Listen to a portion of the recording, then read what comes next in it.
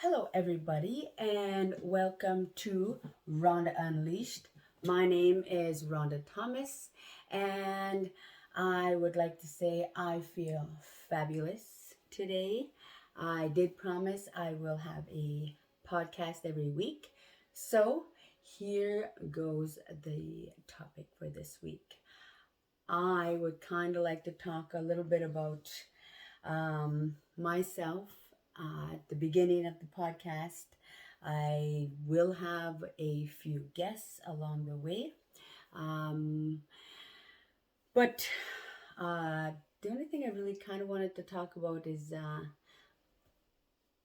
little bit about maybe some dreams um, that I had. You know, when you have a dream, you you will always feel it. You always feel a pull that you don't really quite know what it is or quite explain what it is, but you kind of know in the direction that you're going to go into. So with me, when I was going to school and graduated, I kind of wanted to be that person that, you know, others can, when they were my age growing up, could look up to, could feel comfortable enough to go and talk to. That kind of person that had that energy of, yeah, this person is gonna know what I'm talking about, is gonna not pass judgment, is gonna make me feel so comfortable that I just want to go and talk to them. You know, sometimes when I was younger, being a teen mom, I had really nobody to talk to. Sure, I had friends, I had teachers, there were counselors around. Of course, my boys' grandma, she was, amazing. But when you have that feeling of you want to express yourself and you just want to talk about certain topics that you can't talk about with anybody else, that and I didn't feel like I had anybody like that. um Now I could have asked, but back then I was shy. I being a teen mom is hard. It's actually really hard because you're a baby and you have a baby. So you need to grow up really fast and you need to take care of this little being, you know? This little human being relies only on you. And having that is like, I was never taught how to take care of a baby or raise a baby. What do you do in the middle of the night if they need something, and how to take care of those needs of a baby, having a baby. When I think about it now, it's like, yeah, I went through that. I went through being a teen mom, and I didn't know where to go. My boys' grandma, she taught me a lot, how to take care of my boys when they were babies. Um, and she watched over them a whole lot. In a way, she kind of, raised me and raised the boys at the same time, because I was still a child too, and I was still learning a whole lot. And I wasn't like ready to be a teen mom. But because of the choices that I chose to take, it happened. And I wasn't the greatest mom. I have no excuse. I could have asked for more help, but I wanted to, um, I don't know, be a rebel, I guess, and just go out and do stuff. And I kind of, I wasn't, I don't know how to explain it. Like, yeah, rebel, but like maybe that love I was losing or missing, or, so it's just me, where I was then to where I am now. I would not change anything at all. It's helped me to be who I am now. It's helped me to realize a lot of things in my life that you could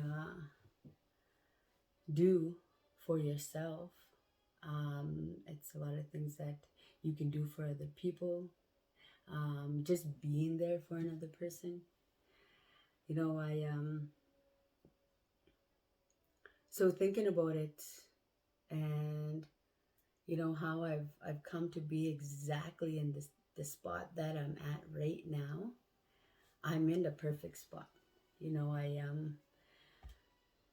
I also thought about getting into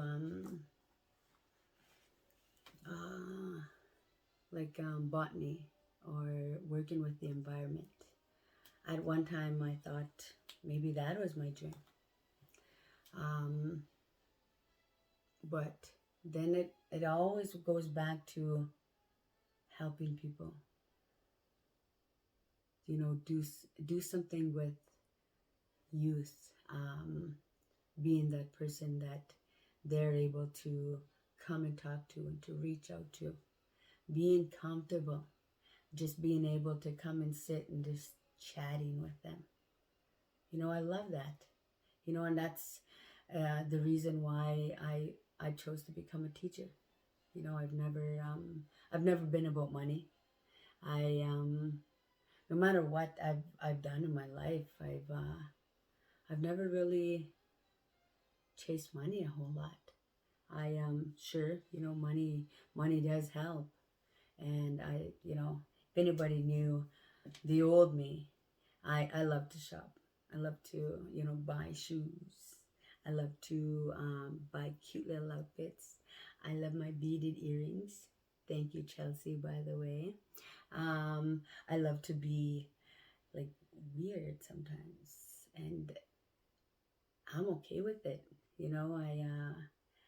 I love to, exercise and run, and that's one of the best outlets that I can say that I've chosen to help me deal with a lot of things in my life.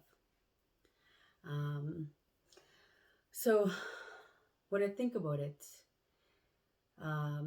becoming a teacher might have been, no, actually, let me rephrase that. It is the best thing that I could have done, because I am exactly where I'm supposed to be. I was grade 6 teacher for about 7 years in Onion Lake. I have some students out there that still contact me, talk to me. While I was a teacher out there, I had a lot of students that came in and they would just sit and just chat with me. And I talked to a lot of the students.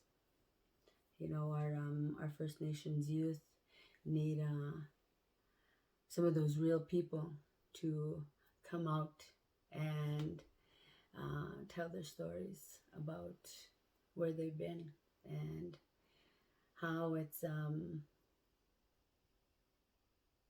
how can I say, like, it's okay.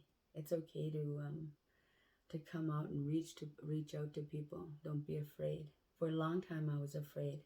I was afraid to ask for help. I was afraid to reach out to people, to talk to people. I kind of kept to myself.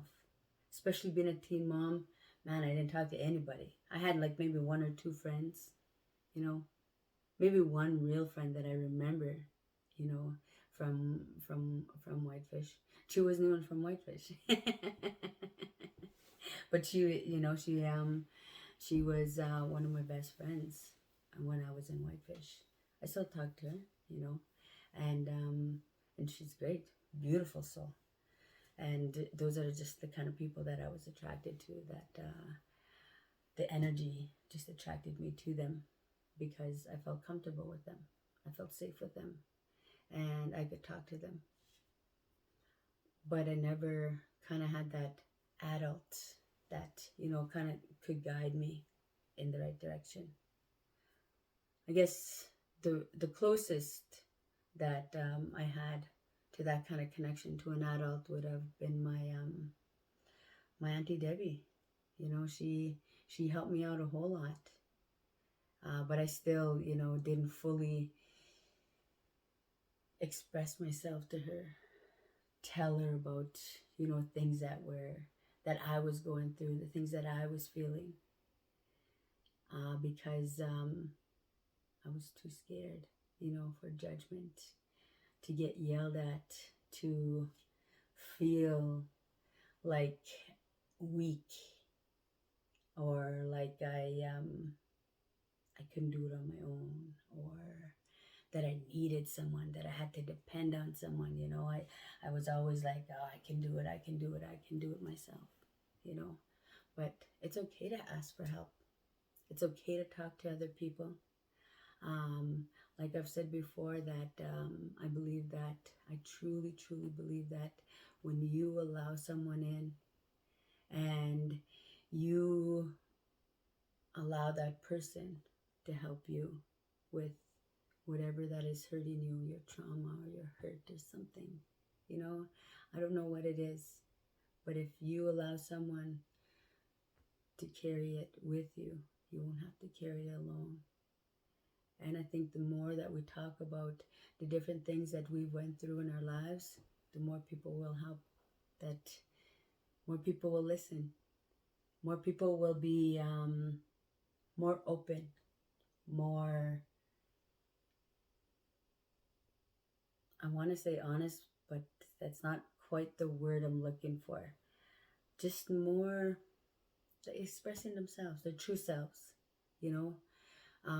and being able to love themselves, and being able to say, I'm okay, I love me. I love my energy. I love who I am, where I am, and I'm allowed to say no. I'm allowed to do this. I'm allowed to do that. And, people are going to make mistakes. And by all means, people do make mistakes. People fail.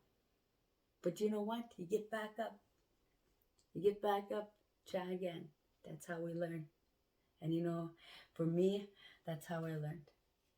I've failed and I failed and I failed and I failed. To me, I think I failed, but, Mamotawi no, baga, it's kita. He only knows. We don't know. But he's brought me through everything. And I'm truly thankful. But with that being said, I may have gotten a little bit off topic.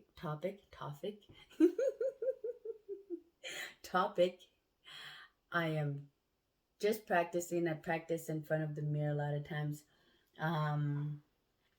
Being a part of Only Solutions challenges, where we're always challenged to look in the mirror and tell ourselves that we love ourselves, or giving thanks first thing in the morning. Just get into it right away. I think that's helped me out a whole lot, because in the past I've done it a little bit here and there, but I've always kind of failed. And I've told you guys that before, but I love it. I love